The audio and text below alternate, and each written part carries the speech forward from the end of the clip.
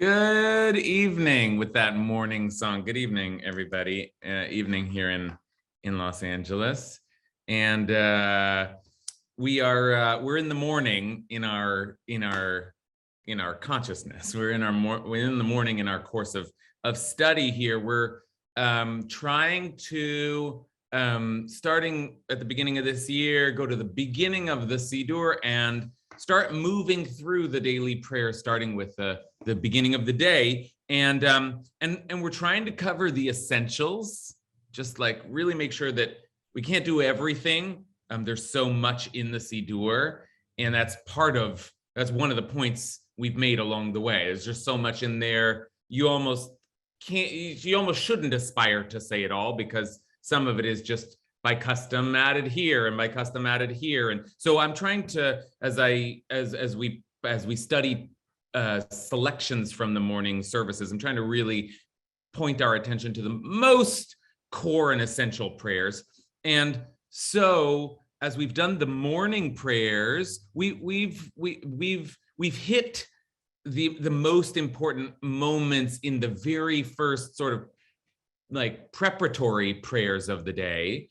We started just looking at prayers that one would even say at home, Modeh Ani, just the opening of the eyes and the saying of gratitude, the speaking of gratitude. I thank God for my soul, and that was a little bit of a reflection on the soul. And there's another prayer, Elohai Neshama, that is on a similar theme that we say that takes us into the synagogue. So there's a few that we spoke. That was our first session, is just a few of those very introductory morning prayers, just of awakening.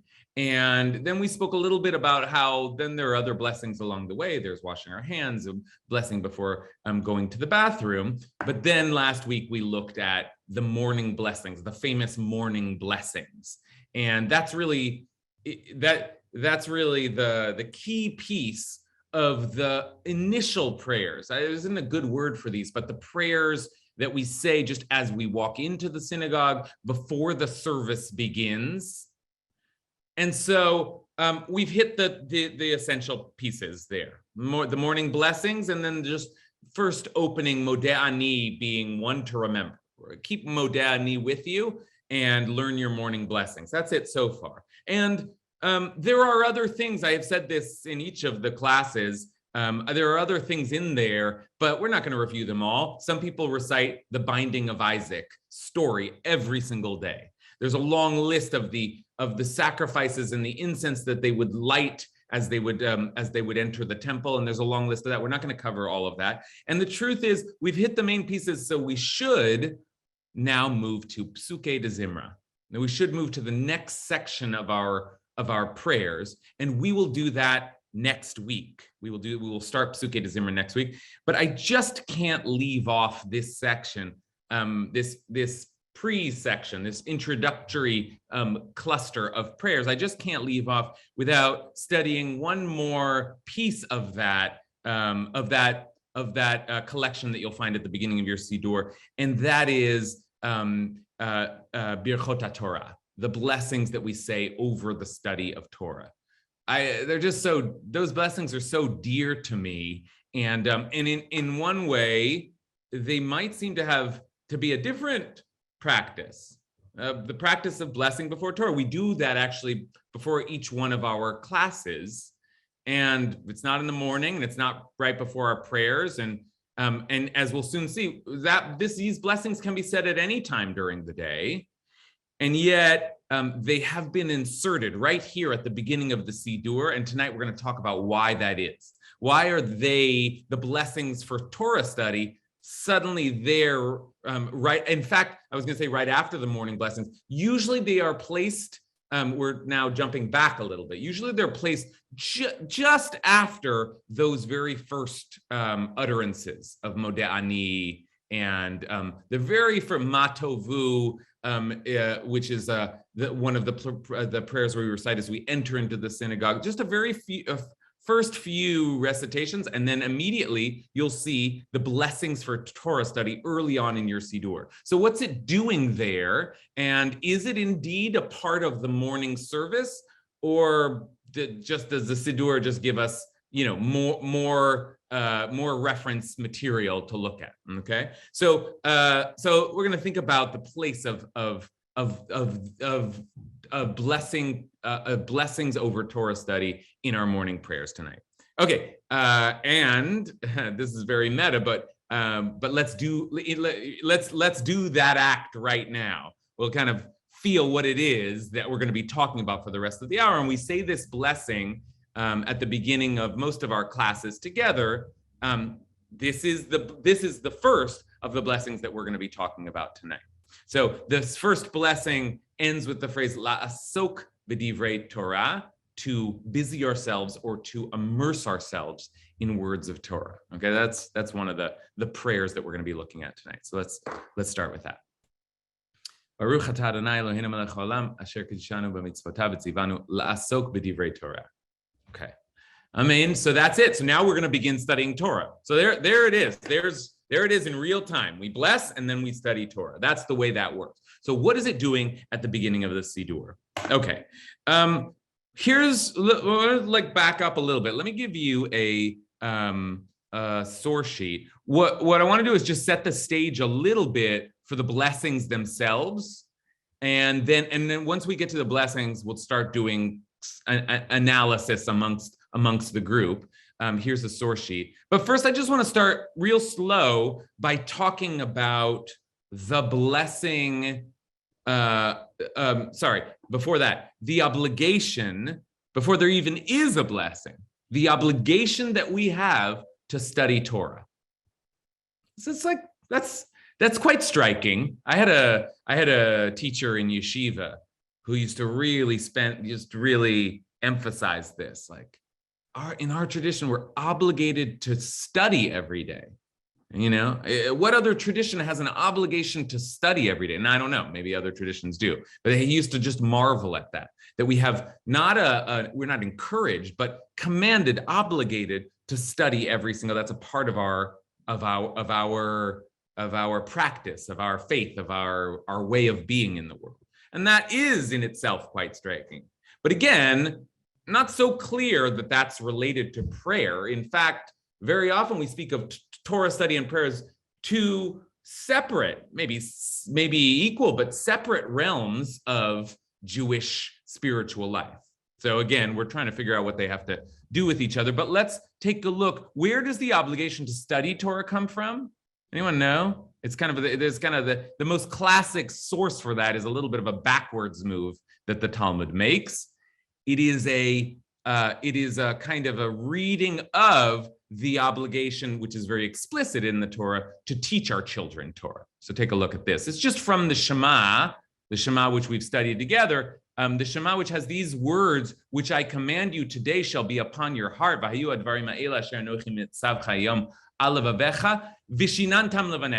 Teach them to your children. These words which are words in the Torah. So teach these words to your children. Recite them when you're stay at home and when you're away, when you lie down and when you rise. So you are clearly obligated to teach them. And what does the Talmud say? It's a very Jewish kind of logic. How are you going to teach them if you haven't studied them? Clearly, you're obligated to study them, right? So that's the idea. You're obligated to teach. You must be obligated to learn.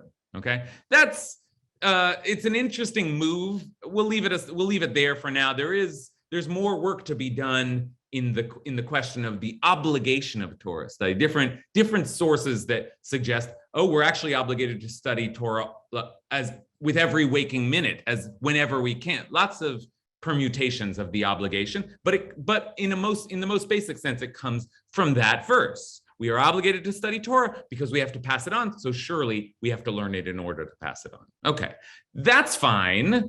And it's a hallmark of Jewish life and tradition. Fair. Okay, there's an obligation to study Torah. Is there an obligation to make a blessing before we study Torah?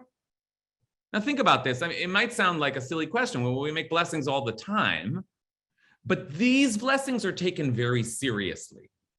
And by that, I mean, we make blessings all the time. We make blessings over an apple.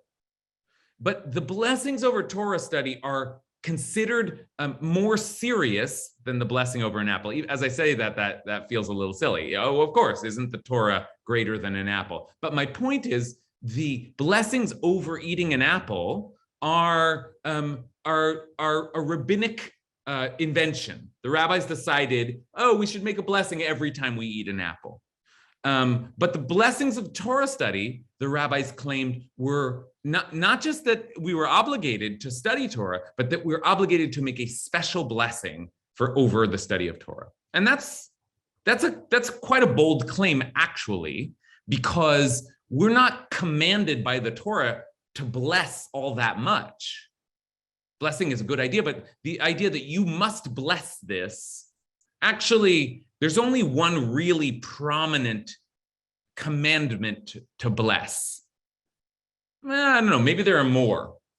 Maybe there are more, but if I asked you, what are we obligated to make blessings on? What is it? What must you say a blessing for? Anyone know? I've in some ways I've already confused the answer by talking about apples, because I just said the blessing before the apple is a rabbinic institution, came about later. But actually, the blessing that we make after we eat, the Birkat Hamazon, the longer, what we sometimes call grace after meals, that is an obligation that comes straight from the Torah, and it's pretty explicit. So again, the blessing before, it's like an addition the rabbis made. Well, you should also bless before you actually eat the food. But we have a longer blessing after we eat food, Birkat Hamazon, and the Torah actually says, you should eat, be satisfied, and then bless God. Let's just take a look at that inside. And it is on the heels of that obligation that the rabbis come along and suggest, oh, Torah too, just like the blessing after meals, Torah too. So take a look at this logic, this bit of rabbinic logic. And as we do, we're going to begin to try to decode this piece of our liturgy, the blessings over the Torah. What are the rabbis trying to program into us, to say about the study of Torah? In what way are they trying to shape our consciousness around Torah study? So let's take a look at the source the rabbis say for our obligation to bless the study of Torah. Okay, this is from the Talmud. Rabbi Yehuda said, where do we see that the blessing after meals comes from the Torah? I just told you this. As it is stated, and you shall eat, and you shall be satisfied, and you shall bless the eternal your God. Okay, that's pretty straightforward. Eat, be satisfied, bless. 1, 2, 3. And that's a verse in Deuteronomy. So there you go. That's how the rabbis figure out what the commandments are. They look through the Torah. It seems like the Torah is commanding something. Okay, great. Now, the rabbis continue, and this is not as obvious.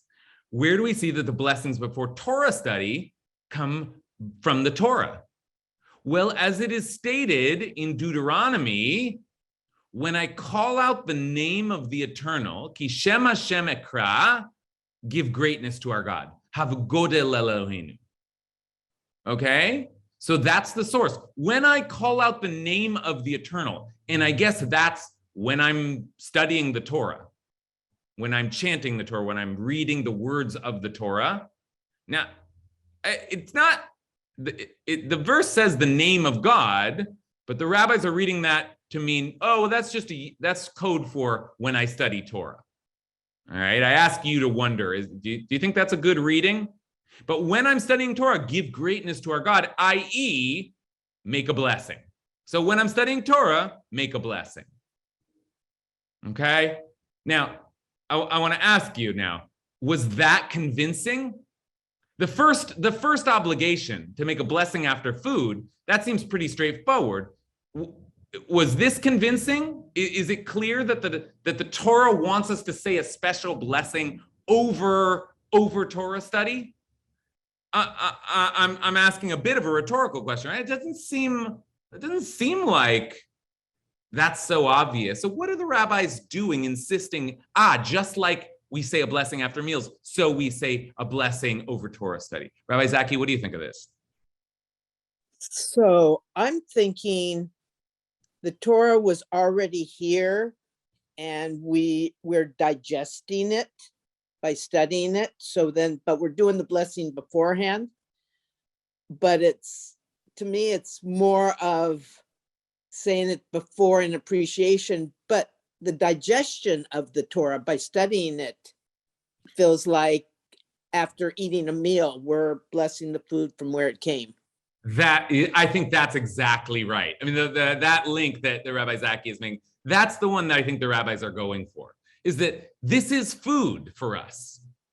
It is just like the blessing over food. Rabbi Zaki points out, well, one's after, one's before, right? But the association they're trying to create is this is our sustenance. This is, lo alechem levado. A person doesn't live on bread alone. A person lives also on the word of God.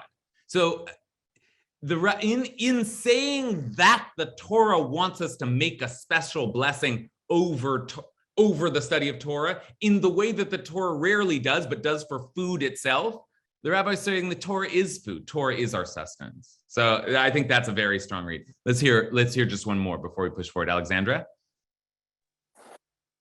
I'm really fascinated by this concept of blessing God. And I don't know if this maybe was discussed in another class and I missed it, but I'm sort of wondering, like, why does God need our blessings? And I'm enjoying that question, but I'm also curious, is that exactly the translation that's in the Torah, or does it just say, and go out and bless? Because I'm also liking the idea that we eat and then we go out and bless the trees, bless nature, bless our friends, bless all the people, bless the world with like your renewed energy. Is it specifically commanded that we go out and bless God, or is that rabbinic interpretation? Yeah, that's a great question. I mean, the whole idea that we're like in reading this last section of the Talmud, we are kind of deep in the world of rabbinic interpretation and derivation, so that the rabbis are the ones. This can be confusing, so I appreciate you raising it. The rabbis are the ones who are telling us what the Torah means, or claiming to be able to tell us what the Torah means. So when the rabbis say that the Torah says this, so you must say, for example, like grace after meals or blessing after meals, the rabbis are telling us there is an obligation to bless here. The Torah is saying that. And by tradition, we know that this is how you bless. This is how you do it. So that's what they refer to as the oral Torah. Is like the written Torah seems to indicate this. Anyone could just look at it and understand that. But how does that look? What is the actual practice? For that, we have an oral tradition that explains it along the way. So why is eat and be satisfied and then go out and spread blessing in the world? Why? That's a great interpretation. But the rabbis present themselves as the kind of the bearers of the tradition, the long-standing tradition for how to apply the command to, for example, bless. So it's both at once. It's like the rabbis are telling us it is from the Torah, but it's their version of what is from the Torah, and we're trying to track that. Even as we look at these texts and we wonder, was that a legitimate move? Did that make sense to me? Still, we are receiving the rabbis as the passers of this tradition. So we study their moves of interpretation and derivation. So it's a great question. Okay, I want to now take us a little bit further from just the obligation to make a special blessing over Torah study, to return again to the question I keep asking, which is, okay, great, but what's that got to do with prayer? Why are we saying that? Why is it in the beginning of my Siddur? Why are we saying it first thing in the morning? So if we go into the laws that discuss how do we say the blessings over Torah study, there's a whole host of laws that some of them include encouraging us to stand while we say the blessings over Torah. all kinds of details for how this is practiced. But I want to highlight two of those laws that appear in the great code of law from the 1500s, the Shulchan Aruch, it's called. This is Rabbi Yosef Karo, and just want to pluck a couple of the laws out that will give us a sense of a little bit more of a sense of why are we doing this now in the morning. Okay, this is the last sort of setup before we look at the blessings themselves and begin to try and figure out what are those blessings? What are they? So one more moment of setup here. And again, these are a couple of instructions on how and how not to say the blessings over the Torah. And they will give us an insight into why we're doing this first thing in the morning. One of them, and this is just good to know, when you're saying the blessings over Torah study, it's good to know that when would you say them? I mean, when's the obvious time to say them? Before you study Torah. That's what we do in this class, right? That's right. But I must admit, I have taken a little discretion and decided it's good for us to say a blessing all together before we study. Who knows? Maybe someone on this Zoom hasn't studied Torah yet today, so it's good. And the truth is, I just like the idea of sanctifying our learning. So I bring that, what is usually said in the morning, to this moment before all of our classes, and that's okay. That is one way to carry out this practice. But the truth is, the more traditional way of saying the blessings over the Torah is just to say them once in the morning, and that is understood to cover your Torah study for the entire day. And this is how the Shulchan Aruch puts it, okay? The Shulchan Aruch says, if you were interrupted from studying, let's say you made a blessing, and then you get involved with something else. In other words, anything else in the course of your day, there is a presumption, since it was in your head, your intention was to return and study. Now, that is attributing to you very lofty intention. That is presuming, yeah, we should be studying whenever we get a free minute. So surely you had to go do something else, but now you're coming back and you don't have to make the blessing again. One blessing covers you for the entire day. Okay, every morning you'll say a blessing over Torah study, and that's good. Or I should say more precisely, the first time you study Torah in the day, it will cover you for the rest of the day. And here are some examples. This is the law for sleep or the bathhouse or the outhouse, that it is not an interruption. So if you take a nap, the actual going to sleep is a different law. Like that's the idea, is you wake up in the morning and then you have to say it again. But if you take a nap, or if you take a bath, or if you go to the bathroom, you don't have to make a new blessing over Torah study when you come back. Now that's just good information. The blessing over Torah study at the beginning of the day theoretically covers you for the rest of the day, and it's premised on the idea that, well, of course, we're going to be studying Torah whenever we get the chance. But now you can see, I say all of this in part because that's a good thing to know about the blessings for Torah study, but also now you can see why we say the blessings in the morning, because there's a presumption that, yeah, you'll start studying Torah in the morning and, it'll cover you for the rest of the day. Okay, that's true, but what if the first time I study Torah is at 1 o'clock in the afternoon? Shouldn't I say it then? Okay, so again, we're still asking the question, why the morning? And this comes from another custom around Torah study that is also mentioned here in the Shulchan Aruch, sort of alluded to. It's a very beautiful custom. And as I mentioned this, here we'll really get into the practice and begin to think together as a group about what is the experience and the spiritual potency of this practice. So here's one last example of how the rabbis expected or encouraged us to be studying Torah. So here I gave you law 10, right, in this particular section of the Shulchan Aruch, jumping down now to law 13. To those who wake early before the light of day to study, bless the blessings of the Torah, and there is no need to go back and bless again when one goes to the synagogue. Okay, now this follows some of the logic that we've been articulating so far. If, let's say, you get up at 3 a.m. and you want to start studying Torah, of course you do, right? Isn't that what you do at 3 a.m? So you get up at 3 a.m. and you want to start studying Torah.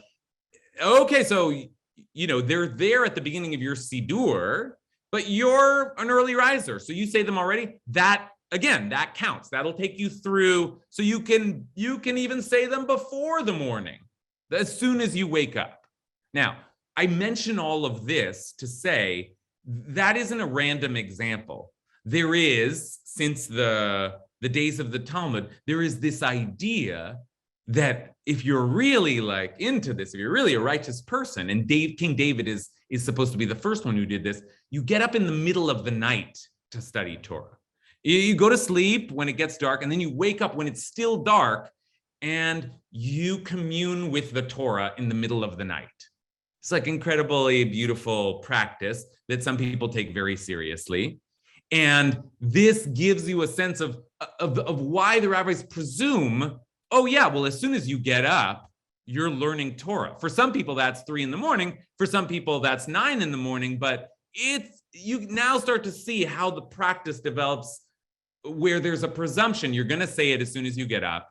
And when you say it, it's going to cover you for the rest of the day. So that takes us to the logic of the Torah, the blessings for Torah being there at the front of the Siddur. Okay, that's all the logic, and that's all the kind of the details. But now I want to shift a little bit and ask us to start thinking about, what's the experience of it? What is it like to set aside a moment in the morning to bless the study of Torah? Okay, how does that fit into our prayer life? Okay. And so I want to begin to ask you that, but it's such a big question that we're going to ask it through the study of these blessings themselves. And so here I arrive, we've been kind of moving through and looking at various details, but here I arrive at the blessings themselves. And as I name the blessings themselves, then I want us to start doing the work of trying to figure out what is the meaning of these blessings. Okay, now we're doing it. Now we're blessing. We're saying special blessings over the Torah. What are these blessings? What are we trying to cultivate in our consciousness? So let's take a look. There are 2. Oh, and you know what? I keep seeing Elizabeth's hand go up. So I want to pause before we move further and see what Elizabeth has to say. Sorry. I just wanted to say that for me, all of this has to do with time. Just like Shabbat is a special time, and how the Jews have really changed the world through separating time. The same goes for this. You do a blessing because the time that you're going to be praying, or the time that you're going to be going to the bathroom, or the time that you're going to be, whatever you're doing, make it be meaningful by taking a moment to say a blessing over it. And I think it takes away the ordinariness of time to take that moment to say a blessing. So that's what it means to me. That's what I was going to say. Yeah, I love that, Elizabeth. And I love the way that you place it, along with the other morning blessings we've looked at, like going to the bathroom or washing our hands or getting up out of our bed or putting on our shoes.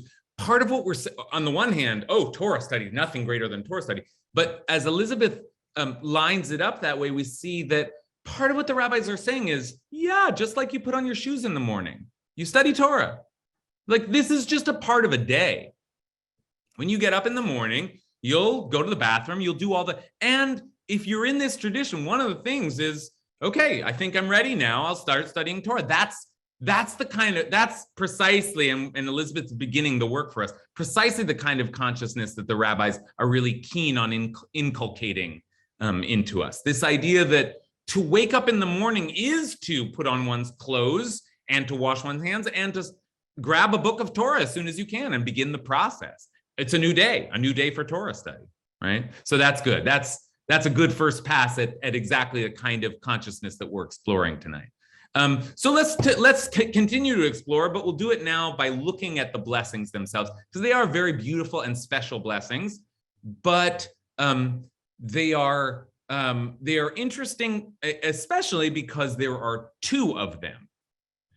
We usually just say the beginning of the first, but here we're going to look at the full first blessing and then the second blessing. There are two blessings over studying Torah. And so let's think a little bit about, okay, if Elizabeth's right, and I think she is, that the rabbis want us to start thinking about Torah as an obvious part of one's day that has a kind of a time when you acknowledge, I begin my Torah study. So how do we think about that time? How do we think about the practice of studying Torah? So here's a couple of expressions the rabbis came up with. Okay, the one we said at the beginning of class, blessed are, okay, so this is, here, you're gonna see 3 paragraphs. This is what we said at the beginning of class, but actually the first blessing is longer. It includes these first 2 paragraphs, okay? So we're gonna get to know the fuller first blessing and then the second blessing. Okay, so we're gonna look at them in comparison. So first, the blessing, we'll repeat the part that we said and then continue. Blessed are you, our eternal God, King of the universe. Standard beginning, Baruch atah Adonai Eloheinu melech haolam, who sanctified us with commandments and commanded us. That's also a pretty standard blessing. Asher kiddushanu b'mitzvotav v'tzivanu. And then here's that phrase that I mentioned at the beginning, la'asok b'divrei Torah. To literally, I think it's to busy ourselves. But I've always loved the translation immerse. I think that's to really get deep into, to be completely consumed with the study of Torah. Right? La'asok. And there's a kind of a mnemonic there that I always think of where it's like to soak yourselves in words of Torah. La'asok, to soak yourself in, right? Other people I think have heard that association. That's just an accidental, but a helpful association. La'asok, so to immerse ourselves in the words of Torah. But the blessing continues, who commanded us to immerse in the words of Torah. Our eternal God sweeten the words of Torah, of your Torah, sorry. Our eternal God sweeten the words of Torah in our mouths and in the mouths of your people Israel. Sweeten the words. And may we and our descendants, and there are different variations, but some of them have, and the descendants of our descendants, this is funny phrasing. Israel is that our descendants and the descendants of your people in the house of Israel. And then the extra piece here is not in the Hebrew, but it would be it's almost like a tongue twister. Anyway, it's just a funny aside, so don't worry about that. But I always notice that. It's a little bit of like a riddle or a tongue twister in the middle. So, and may we and our descendants and the descendants of our descendants and the descendants of your people, the house of Israel, all of us know your name and study your Torah for its own sake. Study your Torah for its own sake. Not all editions have that, so let's just make it a little more readable. Okay, so all of us know your name and study your Torah. Blessed are you, Eternal One, who teaches Torah to the people of Israel. Okay, that was it. It's longer than we usually say. We usually just say the first part, but that's it. Sanctified us with commandments, commanded us to immerse ourselves in the words of Torah, a call on God to sweeten the words of Torah in our mouths and in the mouths of our descendants, all of whom are supposed to know God and study Torah. And blessed are you, God, who teaches Torah to us. Okay, that's first blessing. Okay, now here's second blessing. And part of what I want to now turn to you and ask is, what's going on in these blessings? Why are there two? Are they different? What's going on here? So here's the second blessing, and this one will be familiar to some of you because it's also the blessing that we say when we get called up to the Torah, which is, Baruch atah Adonai Eloheinu melech haolam, asher bachar banu mikol ha'amim v'natan lanu et Torato. Baruch atah Adonai noten Torah. Blessed are you, our eternal God, King of the universe, who chose us from all the peoples and gave us the Torah. Blessed are you, Eternal One, giver of the Torah. Okay, these are the blessings, and I'd love to hear your thoughts on what is the content here? we immerse ourselves, we ask God to sweeten. All of this is one blessing. And then there's this extra blessing. And I don't know, maybe it's just more flourish, maybe just another bless, but I wonder, there isn't an official answer. But why do you think there are two blessings? And do you notice differences in the themes you're seeing from blessing to blessing? What themes are you seeing in these blessings? So let's open it up to our crowd of interpreters. Ariella? Well, the first thing that came to me was the sweetness. And I know from my very religious cousins, when the kids, I think it's when they put on their yarmulkes that they give them honey on the aleph bait so that they associate sweetness with learning. Good. That's right. And that custom you mentioned, right? There's often at an upshearing, like when a child gets their haircut for the first time, and at the age 3, they'll put honey on the alphabet. So to like sweeten your experience of start to learn the Torah through the alphabet. And a little kid just eating the honey. So, but a very nice connection, because it is the same idea, and the language is similar too. But the ha'arev, please sweeten, you sweeten, make it sweet for us. And it's such a fascinating phrase because it seems to indicate that it might not be sweet. It might not be so obviously palatable. So one of the things we're going to study Torah. We're commanded to study Torah. We're blessing our commandment to study Torah, but we're calling on God to make it a good experience, a sweet, literally a pleasurable experience. Okay, so that's one thing we're seeing. Payam? You know why the order is like this? The order doesn't make sense to me. I mean, it should technically, logically be, thank you for giving us X. Thank you for giving us Torah. And then the second one should be, please don't let us diverge from the path of Torah. Like, why is it reversed? That's weird. Yeah. Okay, good. So, okay, in asking the question, Payam asks, like, I would put giver of Torah first. First, God gives us Torah, then we immerse ourselves in it and get busy with it. That's a very sharp reading.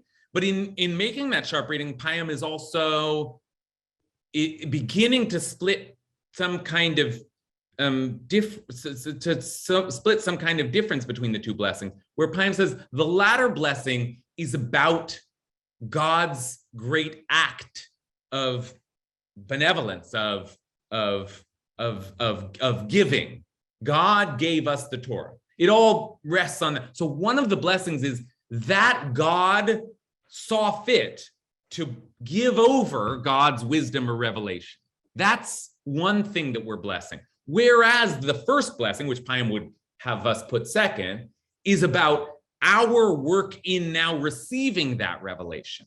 In our work, we want it to be sweet. We're going to immerse ourselves in it. We're going to teach it to our children, right? It's more about our experience now of bringing it down and applying the practice of Torah study. So I think Payam's done a good job there of, I'm not sure about the order, maybe somebody has an answer for Payam, but a good job of separating, one of the blessings is a blessing of what God does, and one of the blessings is a blessing of around what we are supposed to be doing.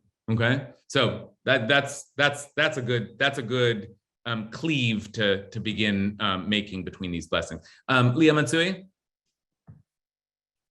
This is not an answer for Payam, but aren't we told that actually before we're born, we know the whole Torah, and then right before we're born, the tapes get erased.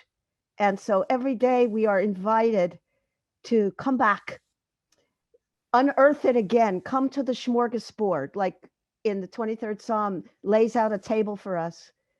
I'm not doing in front of our enemies part, but just that we have this like fantastic feast that we did have, and that we've been made to forget, and we can get it back.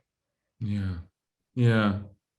There's a beautiful image in the Talmud of being all not even like fetus, but all pre-fetus, like souls are taught the whole Torah before they even enter the womb, and then when they come out, they're an angel hits them on the mouth. And that's why we have these little dents in our mouth, because we forget all the Torah.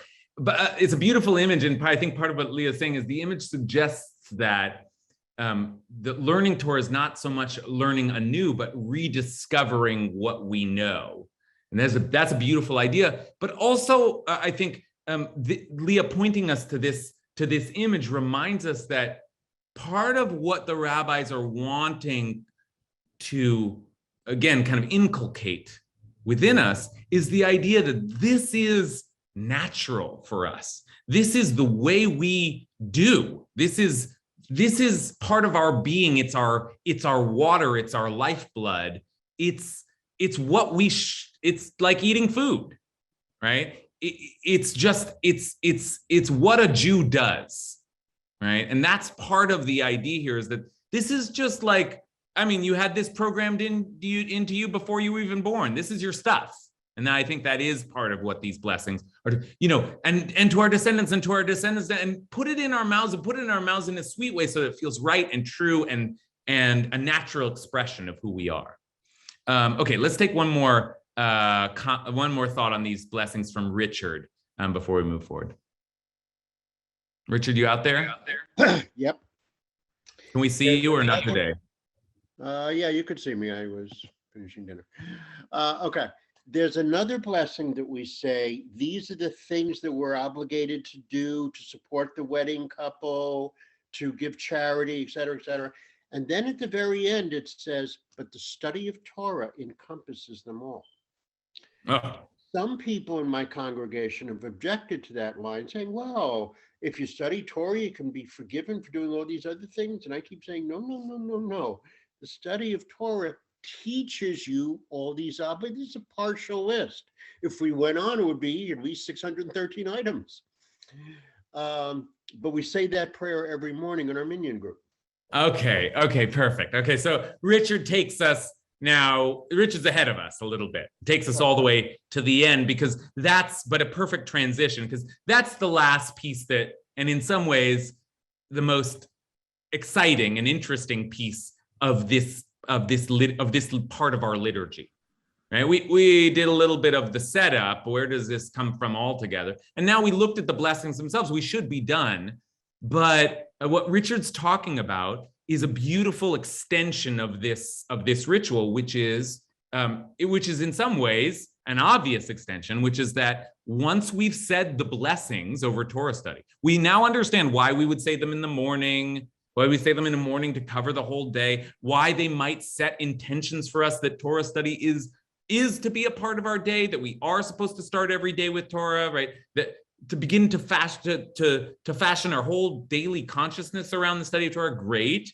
But now we've said the blessings that bless God, blessing that bless our practice. Now we've said the blessings. What comes next?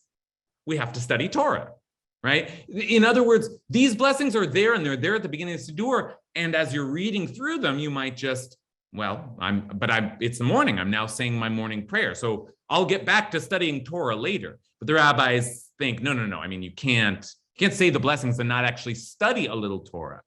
But then again, what am I going to sit down for an hour now and study Torah before I pray?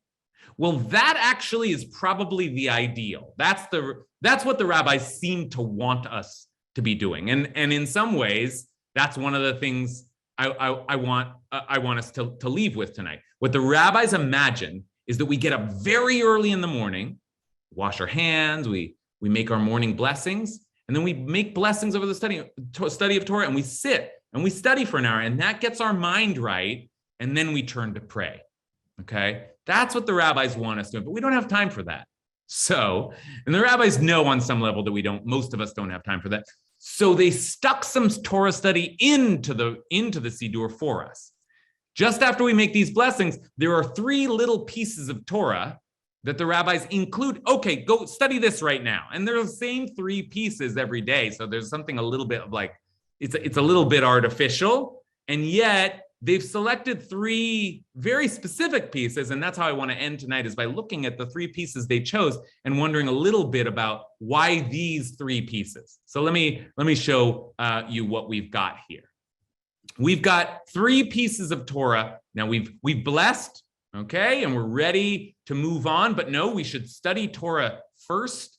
And this is again, it's in the Siddur. You will find these 3 passages of Torah in your Siddur. And the first one is the priestly blessing. The priestly blessing. That is from Numbers chapter 6.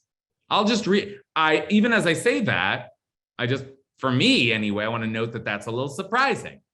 The priestly blessing, what's that got to do with it? But okay, here's the priestly blessing.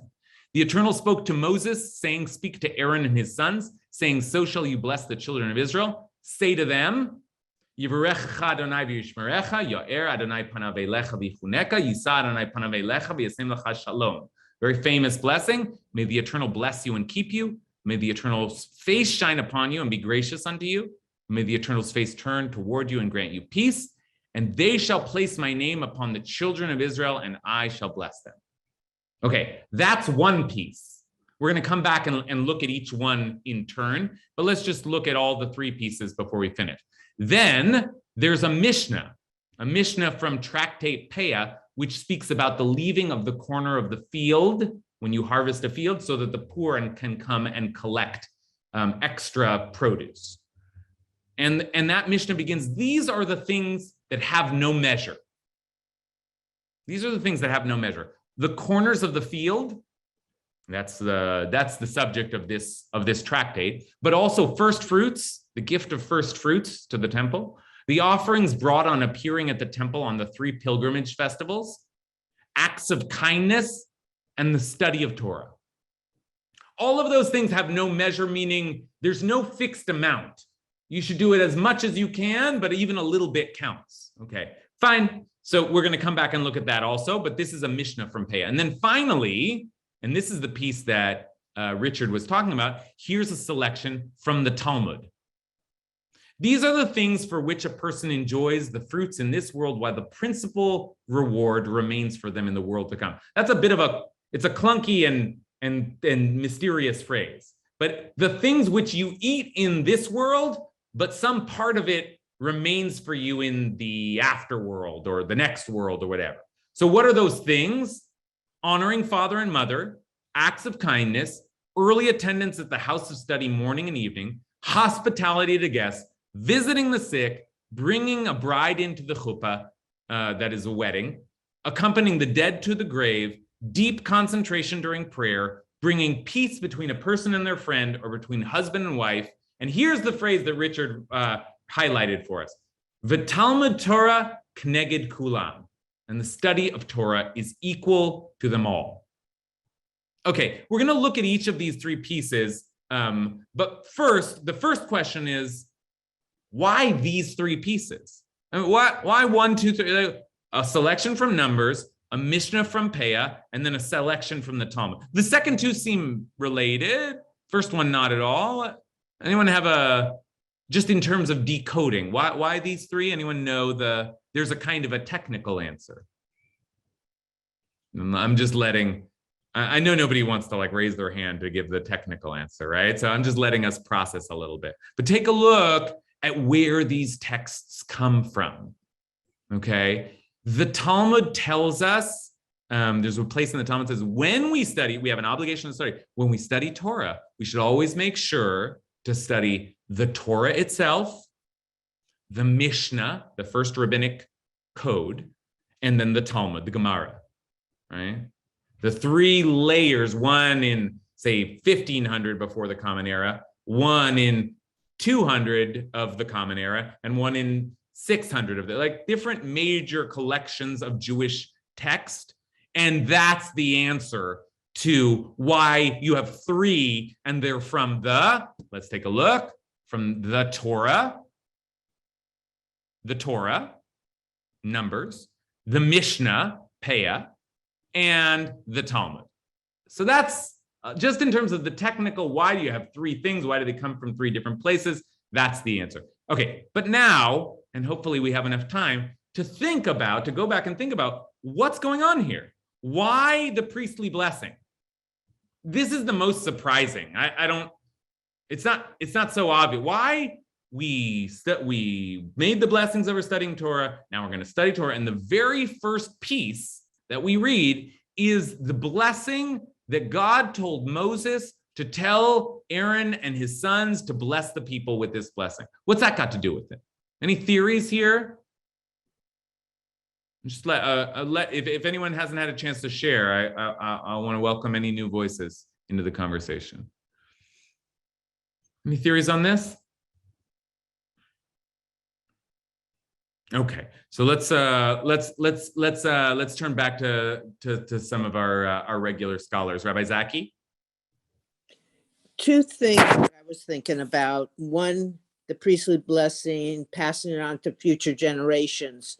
But the three parts of the study of Torah and then going into it deeper and then really understanding, because you could be reading the Torah, but if you don't contemplate it and get other ideas coming from all the different generations, you may or may not really fully grasp it. So how can you even pass it on to others as the teacher for the children, for example, the priest with the priestly blessing the next generation, but you have to know what you're blessing. Okay, that's an interesting answer. In other words, Moses is telling Aaron, throughout the generations, offer these words to the children of Israel, you and your son and your son's sons and the descendants on and on. Just so the Torah are words that we must teach to our children and pass through the generations, right? So this is a little bit an example of carrying words throughout the generations. That's good. Cecilia, what do you think? I'm here now. To me, that's love. When I hear the priestly blessing, I hear love, I feel love, not just from God, but from everybody that was before me into everything that's for. I just feel love.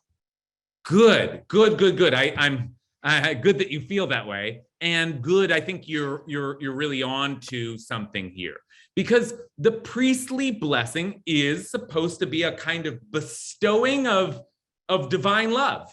The priests are giving you the holiness of the temple. They are there to bless you with God's sanctity, and they are specially appointed to do so. It's an act of love, of holiness, the priests are giving you some kind of special power or force or treatment. And I think the rabbis are saying Torah should be able to do that for us. We don't have a temple anymore. And this is really the key. The rabbi is saying, yeah, once upon a time, the priests would raise their hands and we would feel the power and the light of God. Yeah, that was the ancient tradition. But know that you can feel the same light and power of God from sitting down and opening a book. The very thing that you used to go to the temple and have the high priest come out and beam his magic light upon you. I'm being a little bit silly here, but that kind of the love and the holiness that we experience in that moment, we can do that now through Torah study. Okay, so that's good. I appreciate that, Cecilia. Okay, we're running out of time. So there's that first piece. Now let's take a look at the second piece. Why is it important for us to reflect on the Torah as a thing which has no measure? Like these other things, and again, no measure, it's a little funny because it sounds like you should do it as much as you can. And it does mean that, but it also means that just the littlest bit would count. No measure means you can fulfill your obligation by leaving just a little bit at the corner of the field, or you can fulfill it by leaving a lot. So, I mean, the question is in some ways already an answer, but why is this an important teaching that for the rabbis to put in front of our faces first thing in the morning? Right? I'm going to answer myself because it is so rhetorical and I want to give us a chance, a few minutes to process that last text. But I think that's exactly it, that the rabbis are saying, whether a little or a lot, get into it. In other words, we would like you to study Torah without measure all day long. Study every waking moment if you can. Yeah, sometimes you'll have to go to the bathroom, sometimes you'll have to eat, but try to be studying Torah all the time. That's one message. But on the other hand, part of what they're saying is, and if you only have these 2 minutes, the Seder, you've done it. So both things are true. Study as much as you possibly can, but even if you only have a second for it, you have fulfilled your obligation. Everybody just take a second. Just take a second. And I would say that to all of us on this Zoom. We like, this is part of what it means to be a Jew, is to study Torah every single day. And that sounds hard, but what if it was just a minute? Just a minute of Torah study. Just like who knows what that looks like for you? Maybe it's reading these 3 passages, or maybe you're working your way through a text, 1 chapter at a time, 1 verse at a time. Who knows? It only takes just a bit of Torah to fulfill this obligation. Okay. That only leaves us 2 minutes for this walloping phrase that Richard surfaced for us earlier. And so let's spend our last moments thinking about this crazy idea that the rabbis give us. And this is the passage from the Talmud, that there are things which we enjoy in this world, but it lasts. We enjoy it in our own lives, but the principle remains for the future, for the world to come. And here are many beautiful acts like honoring your father and mother, and acts of kindness, lots of things, and weddings and burials, and even significantly, deep concentration in prayer. Right? All of these incredible, bringing peace between a person and their friend, my goodness, these are great things. And then the Talmud ends with V'Talmud Torah Keneged Kulam, and the study of Torah is equal to them all. Now, does it mean that for any item on that list, the study of Torah is just as good as that item? No, it means take them all together. Everything on this is honor your mother and father and bring peace into the world. You put all those things together, and the study of Torah is equal to all of them. It's an incredibly radical Talmud Torah Keneged Kulam. Essentially, what they're saying is Torah study is the most important thing you could possibly do with your time. Now, that in some ways is itself an answer to the question, why is this here? Well, the rabbis want us to believe that Talmud Torah, that study of Torah, this thing we start our day with, this is the most important thing you're going to do all day long. Now, I just want to take the last couple of minutes here as we close to think about that, because we mentioned it earlier, and we mentioned it with a little discomfort, right? Like, is this really as important as honoring your mother and father? And that's one of the 10 commandments, I mean, any last reflections on the primacy of Torah study as the ultimate value in the tradition? I mean, do you want to be in a tradition where the study of it was so nice to say we're obligated to study Torah, we have this incredible mitzvah to study Torah every day, but actually it's the most important thing in our tradition. So before we close, any last thoughts on that concept? And again, folks who haven't spoke, anyone want to jump in? Jen. Okay, really briefly, I just love the passive aggressiveness of the study of Torah is equal to them all. Now go out and have the rest of your day where you're not probably studying Torah. That's fantastic. I love it. It just like makes my heart sing. But also, isn't the idea that the other things flow from that? Like the study of Torah is equal to them all because that's the foundation of them. And that's how you accomplish them in a smooth way or in a consistent way, is through the study of Torah. And it's very different than like the translation that you took out, which is you study the Torah for its own sake. What this is saying is you study the Torah for all of these other things' sake. Okay, that is great. First of all, I think that is exactly right. And the most classic answer, the second piece that you gave, which is that why is it the most important act of all? I mean, I sit down and study a book and it's as good as helping, an old person cross the street. I mean, come on. But no, the idea is this will cause you to help the little old lady across the street. This will cause you to honor your parents. This will cause you to give gifts. It's as important as all those things. No, not because it actually is, but because it is the foundation that creates all of those things, that informs all of those things. And what I loved about, as Jen was saying it, what I loved about it is that it's also once we go out and do all those things, in a way, though we won't be studying Torah all day long, in a way, we are studying Torah. This isn't everything we do is an expression of Torah. So even as we leave off from what may be the only Torah study in our day, in a sense, we'll be studying Torah for the rest of the day because everything is Torah. Everything we do is an application of our study of Torah. Okay, so that's really beautiful. Let's just take one last comment. And I think I saw Brianna. Were you out there? No? How about, I see Bobby Aaron Press.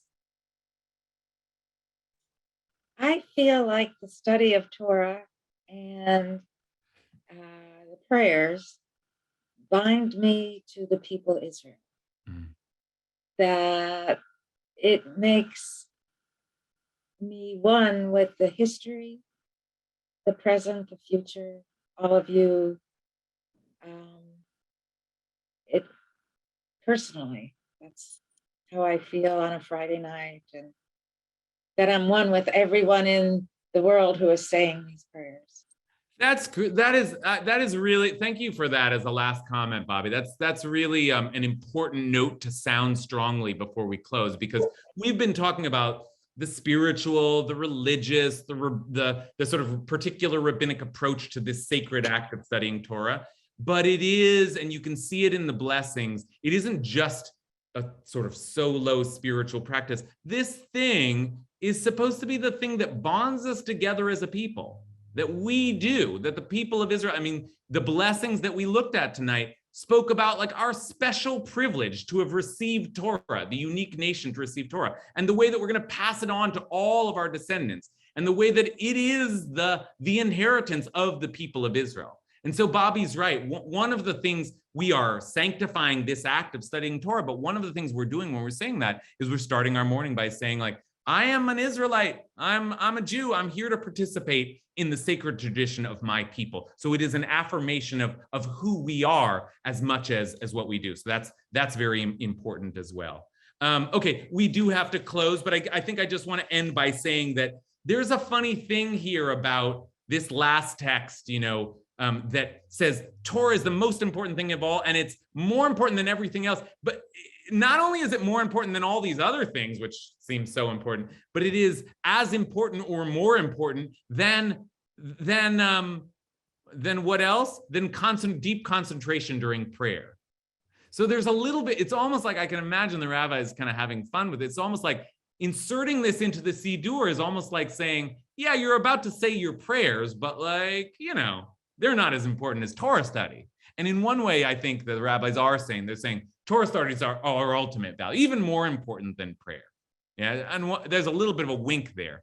But on the other hand, I think the greater message is that Torah study is a part of our prayer life.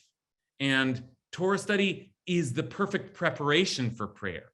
And Torah study is what gets us in the mind state that prayer flows forth from. Just like all of those other, as Jen said, all of the other actions that come out of Torah study, so too, prayer itself is one of the things that we learn by being in dialogue with Torah. In Torah, we see our ancestors praying, calling out to God, communing with the eternal. So we read the Torah and we think, well, we ought to do that too. And so now let's begin our prayers. The Torah taught us to pray, and so we shall. So that is I think now a full treatment of the blessings over Torah study that are so, I have to say, just so particularly dear to me as a student of Torah, to think that there's this kind of this liturgical ritual of really, and we do it before every class, and this is part of what I'm trying to communicate when we start with a blessing, that this isn't just conversation. This is holy conversation. This isn't just exploration. This is sacred exploration. This thing that we do together, which isn't prayer and it isn't action. It's just this sort of dialogue around words and ideas. This thing is what creates everything that we are as a people.